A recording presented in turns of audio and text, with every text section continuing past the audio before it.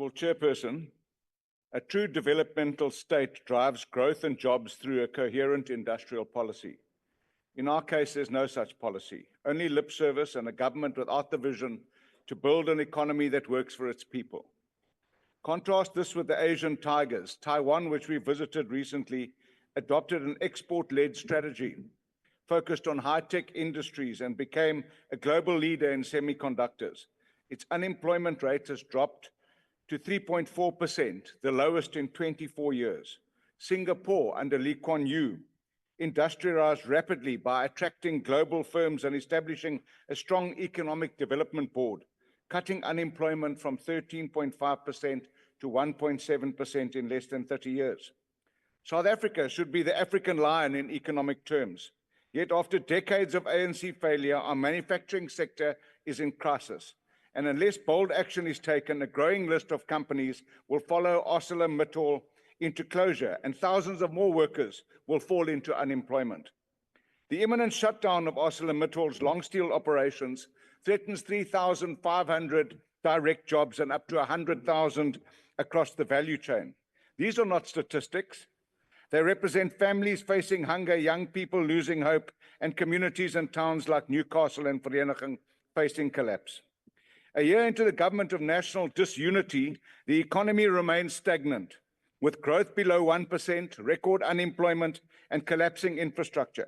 South African workers are beyond gutful of a government more interested in cabinet perks and in delivering the real reforms needed to unlock the 3 to 4% economic growth potential rate already being achieved by emerging market peers and countries elsewhere on the African continent.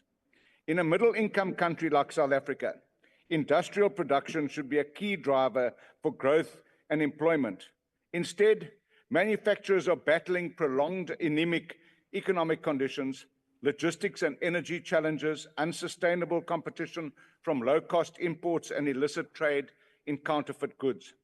ActionSA proposes a bold industrial policy reset where we prioritize labor-intensive strategic sectors like agriculture, steel and construction, fix freight rail, road and energy infrastructure, slash red tape to create business-friendly environment, and establish a high-profile, high-level, credible public-private industrial council to revive local manufacturing and reduce our dependence on import. We also call for more investment in the township economy, the seedbed of economic growth. That means financing local entrepreneurs, building industrial infrastructure in informal settlements, and cracking down on illicit economy.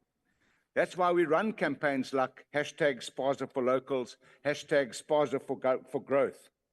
Illegal immigrants trading outside of the formal revenue framework cause a harmful hiatus in our economy, where cash is extracted and sent to their countries of origin.